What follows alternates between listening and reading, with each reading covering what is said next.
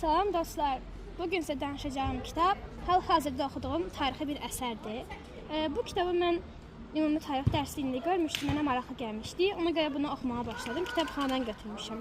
Deməli, bu kitabın içində məşhur döyüşlərdən bəhs olunur, qəhrəmanlardan bəhs olunur, tarixi döyüşçülərdən, sonra ilahlardan, qədim Yunanistandakı ilahlardan.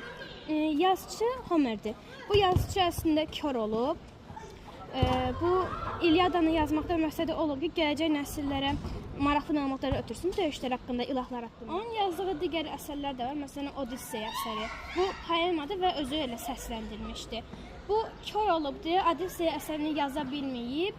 Sonra eramızdan əvvəl növbəti əsrlərdə insanlar bunu qələmə alıblar. Yunanistan haqqında bir kitab. Demişdi ki, bu digər kitablar qədər maraqlı deyil. Yalnız sərkərdələrdən bəhs olunur. Amma mənim üçün isə bu çox maraqlı oldu. Kitabı oxuyarkən həmin o döyüşdə adam özünü hiss eləyir. Yunanistandakı döyüşlər. Düşdü.